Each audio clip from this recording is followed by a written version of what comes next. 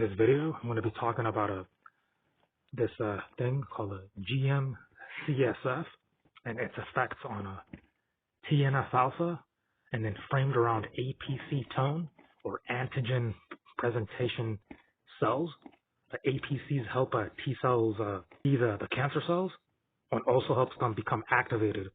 So I'll be explaining what promotes GM-CSF and what suppresses it. Okay, so basically GM-CSF is mainly produced by activated CD4 T cells.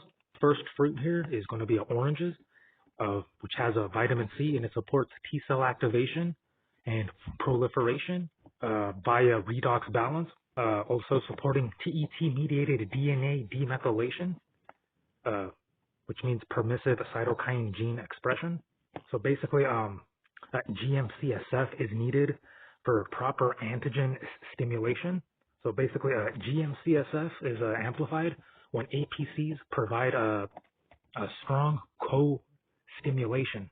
And the oranges, the fruit effects on APCs is that it enhances MHC2 expression. Also, pectin from oranges promotes gut fermentation, which leads to short-chain fatty acids. So basically, that short-chain fatty acids actually condition dendritic cells to be more functional. Dendritic cells are basically a part of your immune system, or a part of the army of your immune cells. So basically, T cells release a GM-CSF when antigens are present, as a result of better APC priming. Oranges are also good to reduce kilomicron-mediated LPS transport.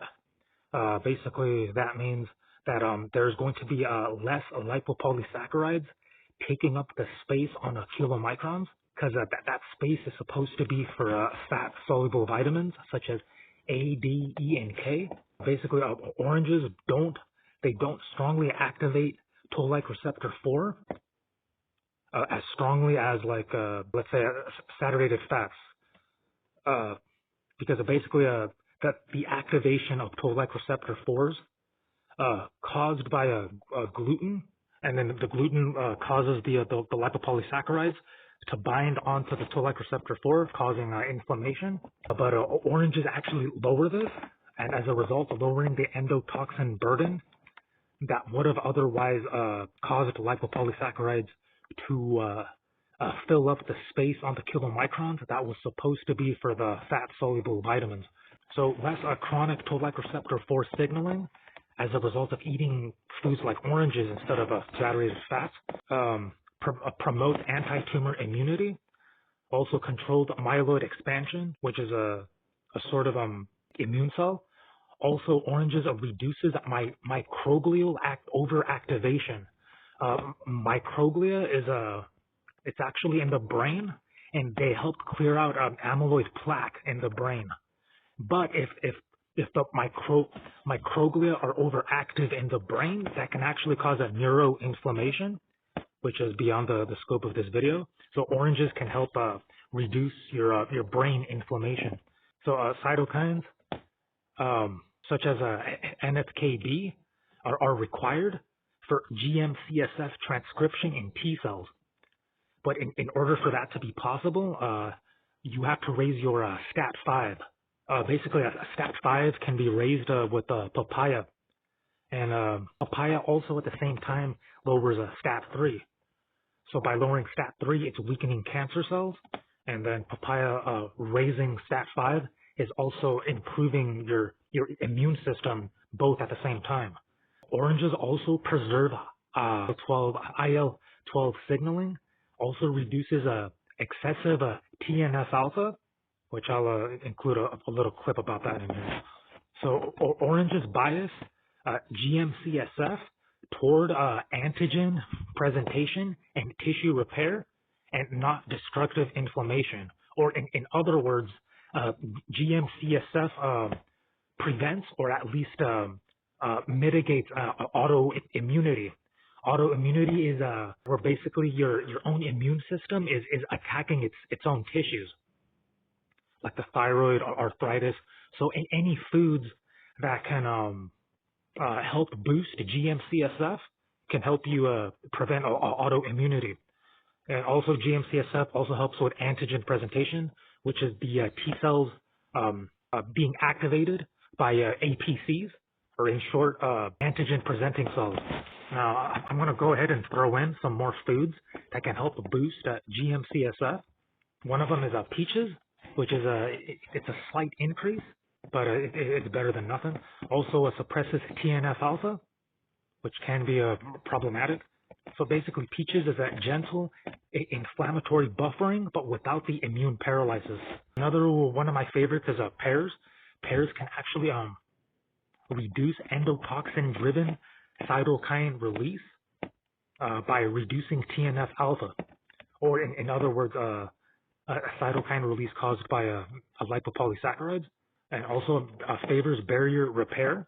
Basically, pears help repair your gut barrier, because that's where if the gut barrier is weak or compromised, then that's how the lipopolysaccharides leak in the first place and cause inflammation.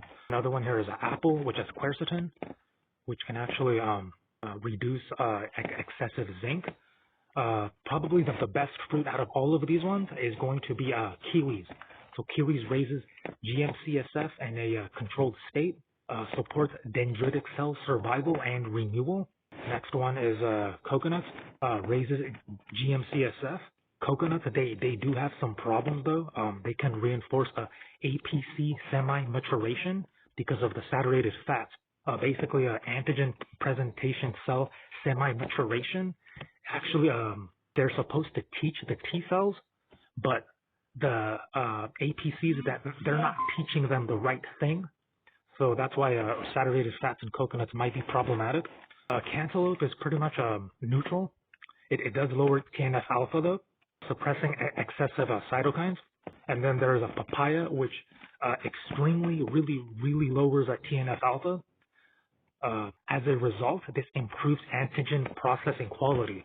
So basically what that means is that a papaya dampening TNF-alpha the most strongly out of all of these fruits proves the antigen-presenting cells to be able to properly teach the T cells, as compared to saturated fats increasing TNF-alpha, which means that the antigen-presenting cells are they're going to be semi-mature, and they're not going to teach the T cells what they're supposed to learn. Another one here that strongly reduces TNF-alpha is a watermelon, which means that it's going to make the APCs train the T cells better. A watermelon also improves mitochondrial efficiency in immune cells, because immune cells are a high energy demanding cell, and mitochondria gives the immune cells energy. And then the last one here is a tomato, has lycopene, drastically reduces TNFA, which will improve antigen presenting cells' ability to enable T cells. So that's it for the video. If you have any of your own insights or mechanisms, leave them below in the comments. Like and subscribe, and I'll see you tomorrow.